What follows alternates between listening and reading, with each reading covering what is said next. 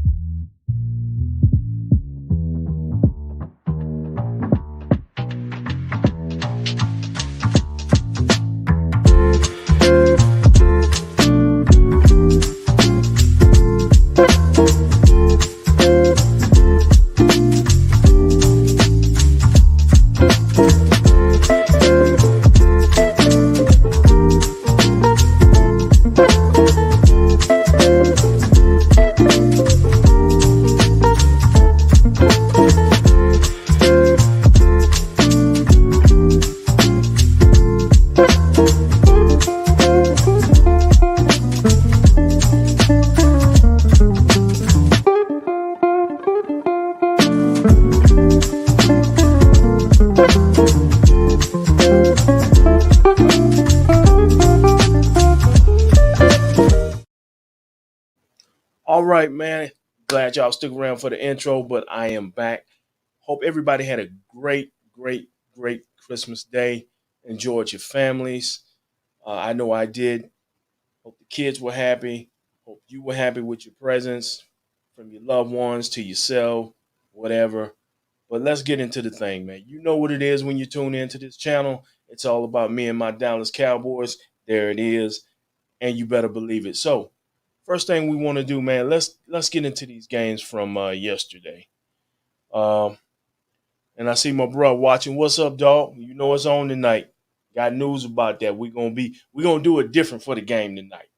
But anyway, man, let's talk about these games from yesterday. First of all, man, let's jump into the Cleveland Browns 22, Green Bay Packers 24. Packers with the win. They kind of get a tight spot on that top seed in the NFC. But here's the thing, man. Here's what I see. I see this Packers defense is not as strong. Now, keep in mind, Cleveland runs the ball. That's what they do. Baker Mayfield threw, I think, 4 interceptions. And but Cleveland ran for a lot of yards, so I don't understand why they just didn't keep running the ball. I mean, we saw Mac Jones from New England only throw about 3, 4 passes a couple of weeks ago and won a game. So I don't, for the life of me, I don't understand why Cleveland did not just continue to run the ball. But hey, I'm not a Cleveland fan. Don't give a damn. I really did need the Cleveland Browns to get that win, and that could have gave my Cowboys some traction on trying to get that top spot back. But as in the NFL, man, you got to handle your own business. Right now, Green Bay is handling theirs, so it's up to us to handle ours. As I said, Green Bay gets the victory 24-22 in Lambeau. So let's look at some of the stats, man. We're going to go into exactly what I'm talking about. Baker Mayfield was 21 to 36 for 222, 2 touchdowns, 4 picks. Can't win that way, especially when they're fighting trying to get into the playoffs, man. But I want to go down to these rush yards, man. Nick Chubb had 17 carries for 126 and a touchdown. He averaged 7.4 yards a carry. Dearness Johnson had 4 carries, 58 yards. That's an average of 14.5. Then we look at Andy Schwartz, who had 2 carries for 24 for an average of 12 yards. Then we go to Baker Mayfield, who ran it 2 times for 11 yards, average of 5.5. For a team total, Cleveland had 219 yards on the ground. 219. Baker only threw for 222. Why in the world would they continue to keep? I know Baker's a quarterback, and I know that he's the future, or supposed to be the future for Cleveland, but he ain't there yet. He ain't ready, and you got to limit him. You got to limit what you do. You got to protect him as a coach. You had Odell Beckham, who I still think is a good receiver. He probably ain't what he used to be, but he's still a good receiver. He can still hurt you, but you never could work it out there. I just don't get it. I really don't get it. You should have kept running the ball down Green Bay's throat. It was working. It was working. But like I said, those 4 picks and I think the last one was at the end of the game. They were actually driving. They just really needed to get in field goal range, but it is what it is. So uh, we're gonna go to Green Bay stats. Let's take a look at what they look like, man. Aaron Rodgers was 24-34 for 202, 3 touchdowns. Didn't have a lot of yards passing the ball, but those 3 touchdowns, and to my understanding, they all came off Baker Mayfield picks. So come on, Baker, you basically gave them the game. And let's look at their rushing yards because Green Bay usually runs pretty good, but Aaron Jones only had 12 attempts for 66 yards, average of 5.5. So they as a team they only had 109. So and that's spread up over 4 or 5 guys. So clearly Cleveland had an advantage running the ball, but they just simply didn't stick with it when they needed to. They kind of put the ball in Baker's hand and told him to go win it, I guess, and it backfired. Backfired right in their face. Now keep in mind, I think it was the last interception, or maybe the third interception. That was clear pass interference. That was clear pass interference. Guy was holding, but of course, you're not gonna get those calls in Lambeau. You're not gonna get those calls when you're going against Aaron Rodgers. I know because Dez caught it.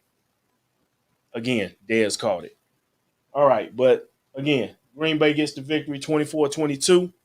So let's move on to another game from yesterday as we look at the Arizona Cardinals and the Indianapolis Colts.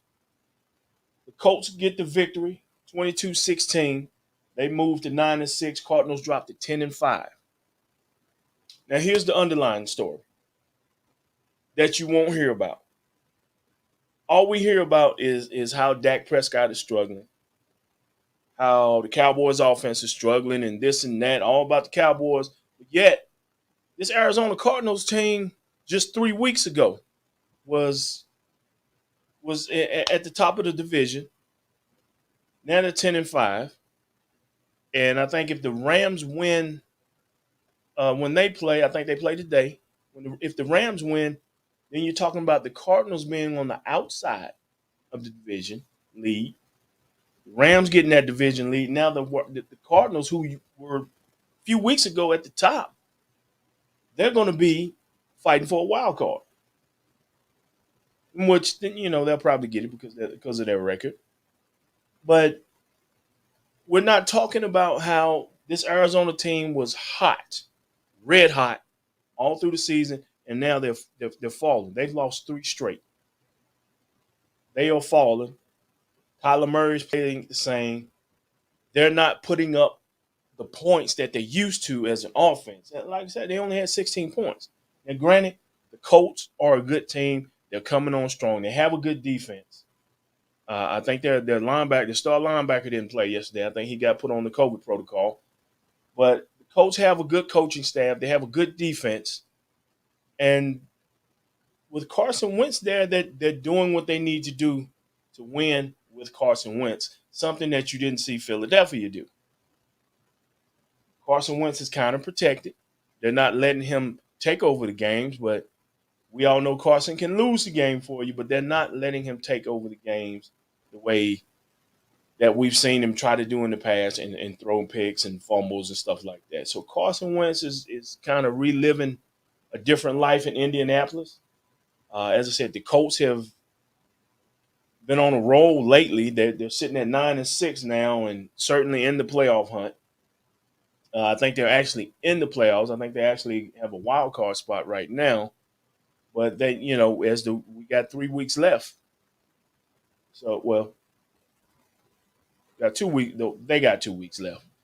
So they can continue to get better, and they control their own destiny. Meanwhile, Arizona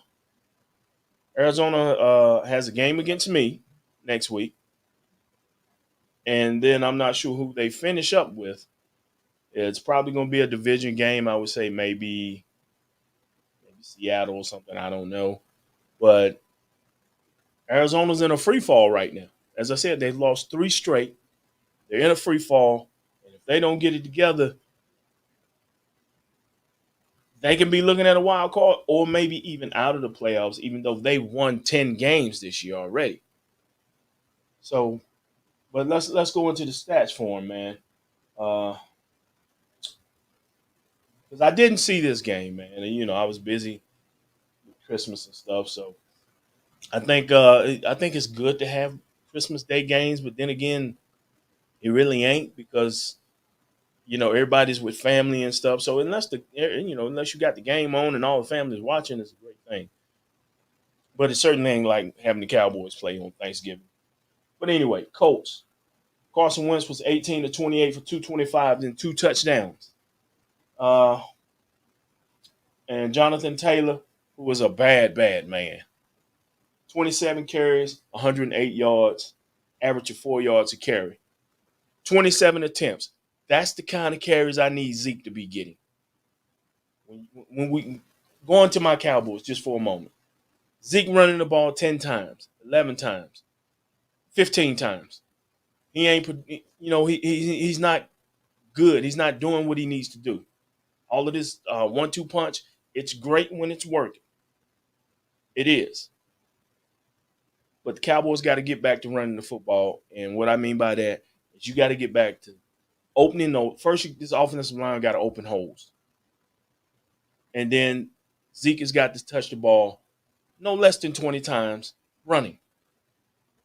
20 times at least. That's my opinion. But that offensive line got to start opening up holes. But getting back to the Cardinals and the Colts, as I said, Jonathan Taylor, 27 carries for 108.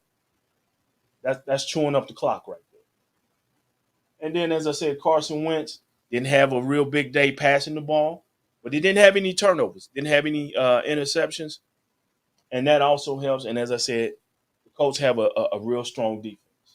Let's move over here to Arizona and see what they did here. Kyler Murray was 27 of 43 for 245 and 1 touchdown. Me personally, I think when a quarterback is throwing the ball 40 plus times, that you're in trouble. You're in trouble. You should not have. If you're a balanced team, if you can run the ball, you can do anything. And as I look at, now we all know Kyler Murray is a runner. As I look right here, Kyler Murray had 4 attempts for 74 yards running yesterday. That's an average of 18.5. So obviously he was scrambling. Of course, Kyler Murray, they run that pistol BS offense. So we're looking at Kyler Murray being kind of a running quarterback, mobile quarterback. You're taking advantage of his skills. As Kyler Murray gets older and as he starts to take more hits in the league, he ain't going to be as fast. At some point, you got to teach this kid how to step back in that pocket, read that coverage, and make the right throw. The running part, that's a plus. Right now, while he's young, they can do it.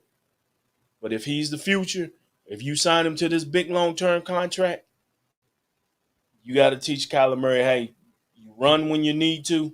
We'll call a few runs for you, but we ain't going to keep you – we're not going to treat you like a running back. You're valuable. All right, but let's look into the receiving. And when I look at the running backs, Chase Edmonds, 16 carries, 56 yards, 1 touchdown. That's an average of 3.5. So that really tells me that their run game ain't all that unless Kyler Murray's running the give read stuff, that little pistol stuff. I can't think of the name of it right now. That RG3 stuff. You know what I'm saying, bro. Anyway. And as far as the receiving, Chase Edmonds, 8 catches for 71 yards. That's the back out the backfield. So Kyler's throwing a lot of checkdowns in that game. Christian Kirk, 7 catches for 48 yards. A.J. Green, 1 catch for 33 yards. And I really expected a whole lot more out of A.J. Green. I know they have the other receivers hurt for the rest of the season, and he may be back for the playoffs. But I was really expecting AJ Green to step up to what he used to be in Cincinnati, man.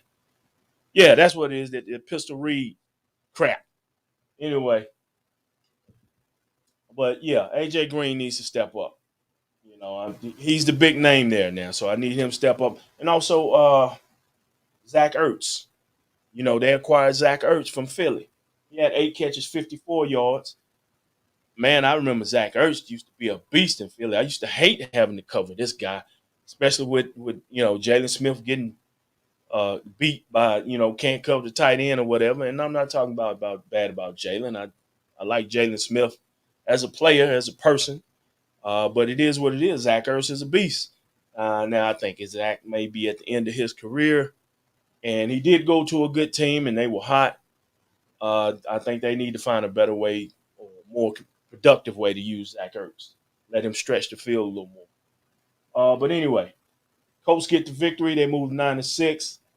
Arizona drops to 10-5. They've lost 3 straight, and as I said, they are in a free fall, and they really need to get it together. But it won't happen next week because they playing the Cowboys, and no, so you might as well make it 4 straight. All right, man. So let's go to and let's look at the other game from the other night. Let's talk about that for a brief second, man. I'm gonna keep this thing moving because I got to get to the main event. Y'all know me. San Francisco loses 20. San Francisco loses against the Titans 20-17. This game was on Thursday night. 49ers loss actually made the Cowboys clinch a playoff spot. I appreciate that. Of course, I ain't no 49er fan. As a Cowboy fan, you shouldn't be a 49er fan. That's one of our rivals, even though everybody hates us. 49ers are one of our true rivals. And that goes back to the days of Montana and all that stuff. But anyway, Tennessee gets the victory 2017. Tennessee moves to 10-5. 49ers drop to 8-7. Enough about that one. Let's get to today's games. All right, man. Let's talk about here. Let's start at the bottom and work our way up to the main event. Dolphins versus the Saints. Both of these teams are 7-7. Miami has actually won 6 straight after starting 1-7.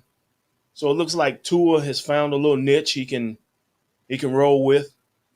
The Saints coming off a victory against Tom Brady and the Buccaneers last week. So this should be a good game.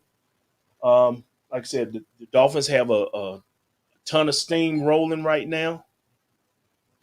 Who in the hell is this ringing the doorbell? God almighty.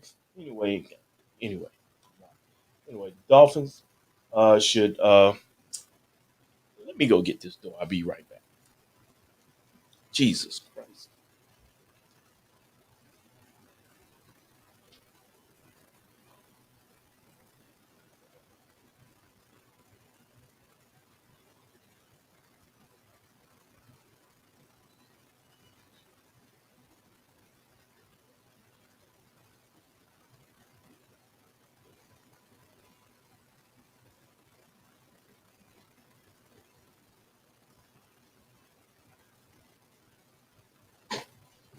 All right, man. I'm sorry about that. Appreciate y'all hanging with me. All right, getting back to the games. Uh, the Dolphins, as I said, they got a ton of steam going on to today's game. They've actually won 6 straight. So that should be a good, tough game. I'm not sure where it is. I think it may be in New Orleans. New Orleans actually is doing enough to win. So I think they on the outside of the playoff hunts, but they're coming. So you got to keep an eye on them. Let's move to the Broncos and the Raiders. Broncos are 7-7. Raiders are 7-7. Raiders, in my opinion, started hot. It kind of fell off towards the end of the season. The Broncos, as you know, the Broncos blew us out, and they've kind of hung around. So these teams who are 7-7, they're kind of they're right there at the back door of the playoffs, trying to get in. Um,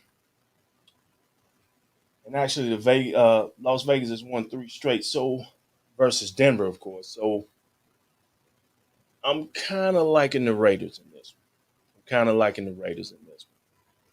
one. Don't worry about it, Harvey. Stick with me, brother. I'm coming to the Cowboys. Ain't no way I'm going to not talk about the Cowboys. Let me get through these other ones.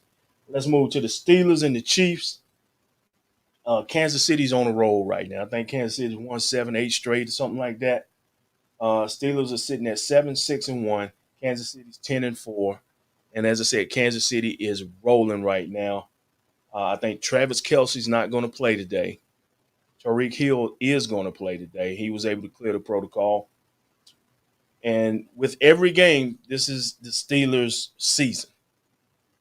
With every game, this is the career for Ben Roethlisberger. So, it's balls to the wall for Ben Roethlisberger because at 7-6-1, you right there being out of the playoffs altogether, out of the hunt and everything. So, and then you're going up against the Chiefs, man. Like I said, the Chiefs are rolling. They red hot right now. So I like the Chiefs in this one, but I won't be surprised if Pittsburgh pulls off the upset. As I said, they're playing a little different now that since Ben announced his retirement at the end of the season. So it's like the last hurrah for Ben. So we're going to see. All right, what we got? And my man Derek Evans said TJ playing with cracked ribs. Yeah, well, yeah, like I said, it's playoff time. So it's go time now, so you got to play. All right, Bears, Seahawks. Bears are 4-10, Seahawks 5-9. I don't see the Bears doing anything, man. I think the Bears in disarray and probably gonna have a coaching change at the end of the season. Russell has not had the best year as a quarterback. The Seahawks haven't had the best year, so we never know if Pete Carroll may step down at the end of the year. And then we don't know if Russell's going to be there after this season. So I'm going to take the Seahawks in that game. All right, Ravens, Bengals. Ravens will be without Lamar Jackson again today. They sit at 8-6. The Bengals are 8-6. Both of these teams are in the playoff hunt and the division hunt. And keep in mind, the Pittsburgh game that I just talked about, Pittsburgh's right on their tail. And with Cleveland losing, that kind of pushed Pittsburgh up a little bit. So these division games in that division, they're getting real tight. This one, in my opinion, will probably be for the lead in that division. So, but I'm going to take the Ravens in this one because we watched the Ravens play Green Bay the other day, and it was close. Ravens actually should have just take the extra point and go into overtime, but tried to go for the win, didn't work. Green Bay escaped. So that we seeing cheeks in the armor for Green Bay, but every time they get in the way. All right, man, and let's see the Chargers and the Texans. Texans are 3-11. Chargers are 8-6. We know the Chargers are going to win that one. Let's not even discuss it. Lions, Falcons. Lions are 2-11-1. Falcons 6-8. Let's just take the Falcons just to be on the safe side. Jaguars and the Jets. Who cares? And the Rams and the Vikings. Rams are sitting at 10-4. Vikings are 7-7. And as I said, the Rams are back in that picture where they can win the division if Arizona keeps falling. So the Rams are playing they playing a little bit more inspired. But the Vikings, they're no pushover. They're playing a little bit inspired ball. They're trying to get into the playoffs. But I see an upset right here. I see Kirk Cousins and the Vikings pulling an upset right here. All right, here we go. Giants, Eagles. Take a moment to remember last year how the Eagles and the Giants played at the end of the season. And the Eagles just laid down and played dead. They laid down and played dead. Can I get the Eagles to lay down and play dead today? Of course not. They're in the playoff hunt. They're hollering that we want Dallas stuff. So, Giants, I need you to do your thing, get a victory. I don't necessarily see it happening. Eagles are kind of getting up some steam right now. Ertz is playing some better ball, so Eagles probably will win this one, even though I'm going to pick the Giants. Buccaneers and the Panthers. Buccaneers and the Panthers at 1 o'clock. This is the reason I love the fact the Cowboys play on Sunday night because I'm sick of these Panthers. They always in the way. And Panthers ain't going to win this game. All right. Tom Brady pissed off. He breaking tablets on the sideline last week. So please expect Tom Brady and the Buccaneers to blow the Panthers out. That's what I expect anyway. But if the Panthers pull an upset, I ain't gonna be mad. All right, Bills Patriots. That's gonna be a good game. Bills at 8-6. They're kind of in a free fall. Patriots at 9-5. That's gonna be for their division lead. Bills really need this victory. But if this game is in Foxborough, I think it's gonna go to the Patriots. Uh, the mastermind of Bill Belichick cannot be questioned. So I'm looking for the Patriots to win that game. And here we go. Last, but certainly not least, this is what we're talking about. We're talking about the Washington football team versus the Dallas Cowboys. A few weeks ago, all we heard was, I want Dallas. We want Dallas. We want Dallas. And you know what? We gave you all you wanted. And yes, you made a comeback. We played terrible towards the end of the game. And you guys made a comeback, and they made a game of it. But we went on and closed the door right there at the end. So, and then they're coming off a short week. They had to play on Tuesday. Now, granted, they were missing a lot of players due to the COVID protocols. And I think they're going to be missing a few today. I'm not sure how many, probably not as much as they did on Tuesday. They actually jumped out to a 10-zip lead on Philadelphia, and just seemed like the wheels fell off. I was hoping they were going to get that victory. Keep Philly in the hole. But it is what it is. So, Cowboys, Washington, again, part 2. They come to Big D. They'll have Heineke, I think, is playing today. I don't know about if Sweat's going to play or not. I got me and my bro, we're going to live stream tonight while this game is going on. Now, because of the NFL and their rules and copyrights and stuff like that, we cannot actually show the game. But it's going to be like what you may see on Monday nights with Eli and Peyton, where they're just discussing, both of them watching the game, and you see their reactions. Well, this one's going to be a little different. Me and my bro, we're not going to be in different places. We're going to be at the same place at the same time. You're going to see our live reactions to the games. So please be advised, you're going to hear some cuss words and stuff like that, because it's going to be our true reactions to the game. Win or lose, our true reactions to the game. So we want y'all to tune in. If you're watching this, spread the word. Please tune in. We're going to be at Elm Street Lounge in Greensboro, North Carolina. I don't have the address with me, but we're going to be live streaming from Elm Street Lounge. We're going to be in that back room watching the game. We're going to have our little mini studio, makeshift studio is going to be set up, and we're going to get it. And if you're in town, if you're a Cowboy fan, if you're a Washington fan, please come to Elm Street Lounge. Come in there, have a few drinks, watch the game, party. They got the music going on. I think it's my man Tez's birthday today, so it's going to be a little live in there. And just come kick it with us. Come kick it, period. You know what I'm saying? But as I said, me and my brother, we're going to be there, Elm Street Lounge tonight, live streaming the game, or live streaming our reactions as we watch the game. Okay? And as I said, we can't show the game. We probably can't even have the volume up, but you're going to be able to hear us if you're watching. If you're there, you can come watch the game and just sit in that back room and wear your paraphernalia with you. Wear your jerseys. If you're a Washington fan, or you're a Dallas fan, wear your jerseys, wear your hats. We're going to have fun with it. All right? Win or lose, we're going to have fun. We're going to try to bring in my man, Mike Slade, who was he got on with us last time. Last time we played Washington. We're gonna have a little watch party online and stuff like that. So we're gonna make this thing do what it do. But anyway, getting back to the game, man. Let's go into the stats here. As I said, man, Washington football team offense ranks 20th. Dallas is 2nd, even though they hadn't played like it in about 6 weeks. The defense for Washington is ranked 22nd. Cowboys defense is ranked 19th, even though we've played a hell of a lot better than what the ranking says. Passing, 24th for Washington, 6th for Dallas. Rushing, 14th for Washington, 8th for Dallas. And it's hard to believe we're ranked 8th, but hey. And yeah, let me throw this up on the screen here. This is 115 South Elm Street Lounge. That's the address right there. If you're in town, come check us out. We're gonna get there. We're gonna set up. We're probably gonna do our other show. We said what we said, so please tune into that because we talk about real serious stuff.